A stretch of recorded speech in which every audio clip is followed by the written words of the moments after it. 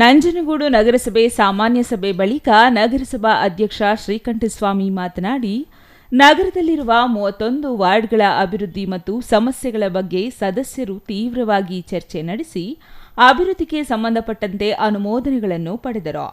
ತಕ್ಷಣದಲ್ಲೇ ವಾರ್ಡ್ಗಳ ಮೂಲಸೌಕರ್ಯಗಳಿಗಾಗಿ 10 ಲಕ್ಷ ರೂಪಾಯಿಗಳನ್ನು ಪ್ರತಿ ವಾರ್ಡ್ಗೂ ನೀಡಲು ಅಧ್ಯಕ್ಷರು ಅಧಿಕಾರಿಗಳಿಗೆ ಸೂಚಿಸಿದರು. ನಂಜನಗೂಡು ನಗರ ಅಭಿವೃದ್ಧಿ ಪಥದಲ್ಲಿ ಸಾಗುವ ದೃಷ್ಟಿಯಿಂದ ನಗರಸಭಾ ನಿಧಿಯಿಂದ 7.5 ಕೋಟಿ, 15ನೇ ಹಣಕಾಸು ನಿಧಿಯಿಂದ 3 ಕೋಟಿ, ಎಸ್ಎಫ್ಸಿ ನಿಧಿಯಿಂದ 50 ಲಕ್ಷ ಹಾಗೂ ಇತರೆ ಉಳಿಕೆ ಅನುದಾನದಿಂದ 1 ಕೋಟಿಯಂತೆ ಒಟ್ಟಾರೆ ಅಂದಾಜು 12ರಿಂದ 13 ಕೋಟಿ ರೂಪಾಯಿಗಳಿಗೆ ಅಭಿವೃದ್ಧಿ ಕಾಮಗಾರಿಗಳನ್ನು ಕೈಗೊಳ್ಳಲು ನಗರಸಭಾ ಸದಸ್ಯರು ಅನುಮೋದನೆ ನೀಡಿದರು. ಇದು ಇಡೀ ನಗರದ ಜನತೆಗೆ ಸಂತೋಷದ ವಿಚಾರವಾಗಿದ್ದು, ಇದೊಂದು ಅಭಿವೃದ್ಧಿಯ ಪರ್ವವಾಗಿದೆ ಎಂದರು.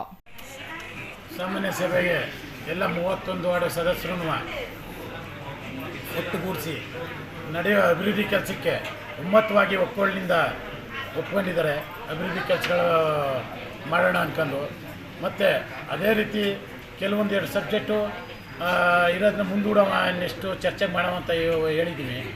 ಮತ್ತು ಏನು ಅಭಿವೃದ್ಧಿ ಕೆಲಸಗಳಾಗಕ್ಕೆ ಎಲ್ಲರೂ ಘಟನೋತ್ತರ ಮಂಜೂರಾತಿ ಕೊಟ್ಟಿದ್ದಾರೆ. ಈಗಾಗಲೇ ಮುಂದೆ ನಂಜನಗೂಡು ಅಭಿವೃದ್ಧಿಗೆ ಪ್ರತಿಯೊಬ್ಬ ಸದಸ್ಯರು ಮತ್ತು ಅಧ್ಯಕ್ಷರು, ಉಪಾಧ್ಯಕ್ಷರು ಎಲ್ಲ ಸ್ಪಂದಿಸ್ತೀವಿ ಅಂತ ಹೇಳ್ತಾ ನಮ್ಮ 4 ಮಾತು ಮುಗಿಸ್ತೇವೆ. ಸಾಧಿಸಿಕೊಂಡು ಮುಂದಿನ ಸಭೆಯಲ್ಲಿ ಅದ್ರ ಬಗ್ಗೆ ತೀರ್ಮಾನ ತಗೊಳ್ಳೋಣ ಅಂತೇಳಿ ಮಾತಾಡಿ. ಸರ್, ಲಾಸ್ಟ್ ಟೈಮ್ ನಗರಸಭೆಯಿಂದ ಫುಟ್ಪಾತ್ ತೆರವುಗೊಳಿಸಿದ್ವಿ. ಈ ಯಥಾಸ್ಥಿತಿ ಹಂಗೆ ಐತೆ. ನೀವು RP ರೋಡು, MP ರೋಡೆಲ್ಲ ನೋಡಿದ್ರೆ ಜನಗಳು ಯಾರು ಫುಟ್ಪಾತ್ ಮೇಲೆ ಓಡಾಡಲ್ಲ. ಎಲ್ಲ ಇವತ್ತು ಮತ್ತೆ ತೀರ್ಮಾನ ಕೊಟ್ಟಿದ್ದಾರಲ್ಲ, ಸುಪ್ರೀಂ ಕೋರ್ಟ್ ಆದೇಶ ಪ್ರಕಾರ ಮತ್ತು ನಮ್ಮ ಸರ್ಕಾರ ಗೈಡ್ಲೈನ್ಸ್ ಪ್ರಕಾರ ಇಂಥ ಜಾಗ ಅಂತ ಹೇಳಿಲ್ಲ. ಪಟ್ಟಣದಲ್ಲಿ ಎಲ್ಲೆಲ್ಲಿ ಅವಶ್ಯಕತೆ ಇದೆ ಎಲ್ಲ ಕಡೆ ತೆರವು ಕಾರ್ಯಾಚರಣೆ ಮಾಡಲಿಕ್ಕೆ ಈಗಾಗಲೇ ಅನುಮತಿ ಕೊಟ್ಟಿದ್ದಾರೆ. ಪೌರಾಯುಕ್ತ ವಿಜಯಕುಮಾರ್ ಮಾತನಾಡಿ, ಇಂದಿನ ಸಭೆಯಲ್ಲಿ ಅಧ್ಯಕ್ಷರಾದ ಎನ್ ಶ್ರೀಕಂಠಸ್ವಾಮಿ, ಉಪಾಧ್ಯಕ್ಷರಾದ ರಿಯಾನಾ ಬಾನು ಹಾಗೂ ಸದಸ್ಯರು ಅಭಿವೃದ್ಧಿಯ ಬಗ್ಗೆ ಹಣಕಾಸು ಮಂಜೂರಾತಿ ನೀಡಿದ್ದು, ಅಧಿಕಾರಿಗಳು ಕಾರ್ಯಾಂಗದ ವ್ಯವಸ್ಥೆಯಲ್ಲಿ ಮತ್ತೊಮ್ಮೆ ಅಧ್ಯಕ್ಷತೆಯಲ್ಲಿ ಸಭೆ ನಡೆಸಿ ಟೆಂಡರ್ ಪ್ರಕ್ರಿಯೆಗಳನ್ನು ಕೈಗೊಂಡು ಕೆಲಸ ಪ್ರಾರಂಭಿಸಲು ನಾವು ಕಾರ್ಯೋನ್ಮುಖರಾಗಿದ್ದೇವೆ ಎಂದರು. ಶಾಸಕ ದರ್ಶನ್ ಧ್ರುವನಾರಾಯಣ್ ಮಾರ್ಗದರ್ಶನದಂತೆ ನಗರದ ಅಭಿವೃದ್ಧಿಗೆ ಹಲವಾರು ಯೋಜನೆಗಳನ್ನು ಕೈಗೊಂಡಿದ್ದು, ಬೆಂಗಳೂರು ಮಾದರಿಯಲ್ಲಿ ಸ್ಟೀಮ್ ಪಾರ್ಕ್ ಮತ್ತು QR ಕೋಡ್ ಮಾಡುವ ಕೆಲಸಗಳಿಗೆ ಅನುಮೋದನೆ ಸಿಕ್ಕಿದೆ. ಈ ಸಂದರ್ಭದಲ್ಲಿ ಶಾಸಕರಿಗೆ ಅಭಿನಂದಿಸಿದರು.